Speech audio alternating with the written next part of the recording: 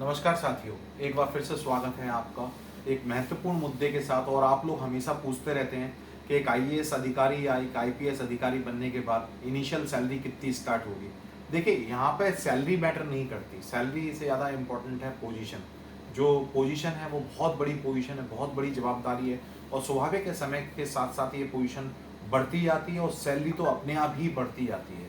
जहाँ तक सवाल है यूपीएससी कैडर से सिलेक्शन के बाद, जैसे मैंने आपको बताया 2 साल का एक इंडक्शन प्रोग्राम रहता है, 2 साल का प्रोविज़न पीरियड रहता है, उसमें सब चीज़ सिखाई जाती है। उस दौरान जो इनिशियल सैलरी होती है वो होती है 56,100 का बेसिक रहता है बेसिकली। और इसके अलावा बेसिक के अलावा ग्रेड पे अलग से मिलता है, एचआरए अलग से मिलता है, टीए अलग से मिलता है और डीए अलग से मिलता है। ये सब अगर मिला लें नॉर्मली तो 70-80 हज़ार रुपये करीब करीब ये सैलरी बनती है एक आईएएस अधिकारी की।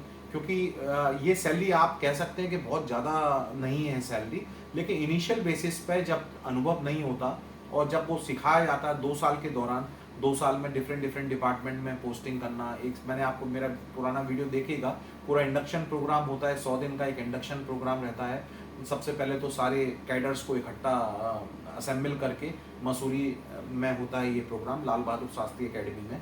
उसके पश्चात फिर 4 महीने का आईएएस लोगों के लिए एक सेपरेट प्रोग्राम रहता है और बाकी के लोग अलग अलग उसमें चले जाते हैं, अपने अपने रिस्पेक्टिव ट्रेनिंग इंस्टीट्यूट्स में चले जाते हैं। फॉर एग्जाम्पल जैसे आईपीएस लोग हैदराबाद और बाकी के लोग अलग अलग नागपुर चले जाते हैं, आईआरएस वाले इस टाइप से करके। तो उसके बाद 1 साल का करीब करीब एक डिस्ट्रिक्ट दे दिया जाता है उनको ट्रेनिंग के बेसिस पे, एक्सपोजर के बेसिस पे। वहाँ ट्रेनिंग होती है, बाहर आके डेजर्टेशन करते हैं और फाइनली 3 महीने के लिए असिस्टेंट सेक्रेटरी के रूप में उनका अटैचमेंट हो जाता है दिल्ली में, डिफरेंट डिफरेंट मिनिस्ट्रीज के हिसाब से। आईएएस कैडर की मैं बात कर रहा हूँ। तो अब रहा सवाल सैलरी का।